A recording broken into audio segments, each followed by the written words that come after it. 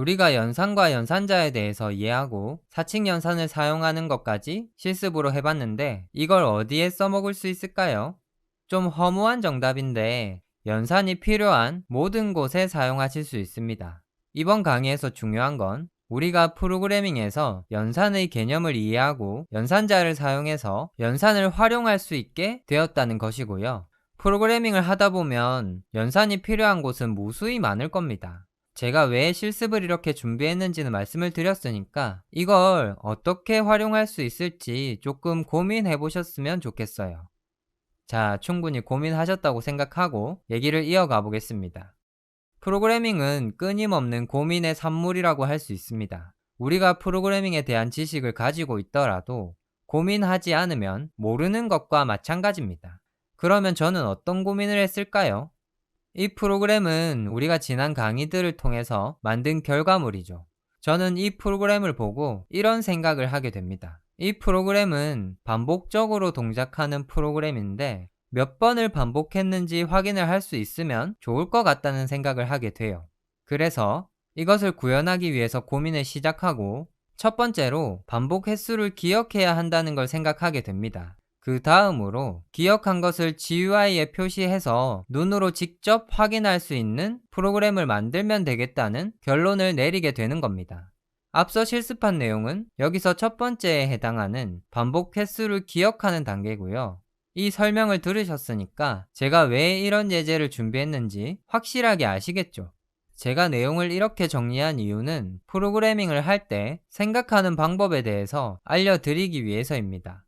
이 상태에서 고민을 해서 이런 결과를 도출해낼 수 있어야 된다는 거죠. 공부는 그 다음부터 하시는 겁니다가 아니라 지금은 프로그래밍에 대한 기본적인 필수 지식들을 쌓아 나가는 거니까 하나도 빠짐없이 배우셔야 되고요. 나중에 프로그래밍을 어느 정도 할 수 있게 되셨을 때 이런 방법으로 만들어 나간다라는 것을 말씀드리고 싶었어요.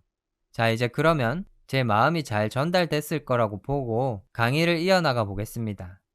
1번을 배웠으니까 2번을 배워야겠죠. 이전 강의들에서 우리가 배웠던 것처럼 GUI는 값을 보여주는 요소를 포함하고 있습니다.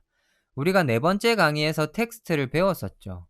그때 우리가 만든 텍스트는 GUI를 만들 때 작성된 값을 그냥 보여주는 용도로 사용이 됐었습니다. 프로그램을 실행하고 나면 변경이 불가능한 거죠. 그런데 우리는 프로그램의 진행 사항을 GUI에서 보기를 원하고 프로그램 실행 중에 값을 변경할 수 없을까에 대한 의문을 품게 되었습니다. 당연히 방법이 있겠죠. 여러분이 프로그램을 만드실 때 원하는 것들 대부분을 구현하실 수 있을 테니까 항상 의문을 가지고 강의를 찾아보시기 바랍니다.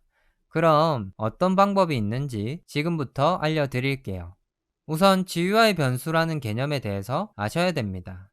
GUI 변수는 GUI와 연결된 변수를 의미하고요. GUI와 연결되었다는 개념을 조금 더 자세하게 설명을 드리면 여기 우리가 원하는 프로그램의 GUI가 있습니다. 여기에 프로그램의 진행 상황을 업데이트하고 싶은 거죠. 이 GUI 요소에 변수를 연결하게 되면 프로그램 진행 상황을 업데이트할 수 있게 되는 거고요. 오토하키에서는 GUI와 연결된 변수를 V라벨이라고 부릅니다. 지금부터 V라벨에 대해서 설명을 드릴 텐데 어려운 내용은 아니지만 개념을 잡기 위해서 설명을 열심히 들으셔야 될 거예요.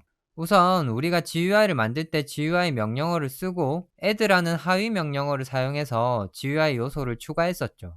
이때 옵션 부분에서 여러 가지 설정들을 할 수 있다고 설명을 드렸었습니다. V라벨을 만들 때는 옵션 부분에 V라고 적고 변수 이름을 적어주시면 해당 GUI 요소와 연결이 되는 변수를 생성할 수가 있습니다. 그냥 이렇게 적는 것만으로도 오토하키에서 변수와 GUI를 연결을 해주는 거죠. 이건 엄청 편리한 기능이고요. 다른 프로그래밍 언어들에서는 조금 더 복잡한 개념과 과정을 거쳐야지만 GUI와 변수를 연결할 수가 있습니다. 그런데 오토하키에서는 이렇게 간단하게 구현을 해주니까 여러분들이 그럴듯한 기능을 매우 쉽게 구현할 수 있게 되는 거죠. 만약 텍스트에 변수를 연결하고 싶다면 좌표를 설정한 뒤에 이렇게 V라고 적고 변수 이름을 적어주시면 해당 요소에 연결된 변수가 생기고 GUI의 값을 업데이트 할 수 있게 되는 겁니다. 추가로 초기에 표시할 값을 기존에 배웠던 방법대로 이렇게 적어주시면 되는 거고요. 지금까지 배운 내용을 기반으로 우선 GUI 먼저 만들어 볼게요. 여기에 우리가 앞서 봤던 GUI를 추가를 해 보겠습니다.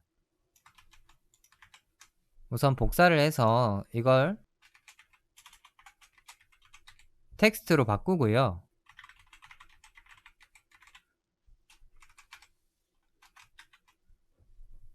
이렇게 적고 하나를 더 복사해서 이렇게 적읍시다. 그리고 좌표를 조금 설정해 볼게요.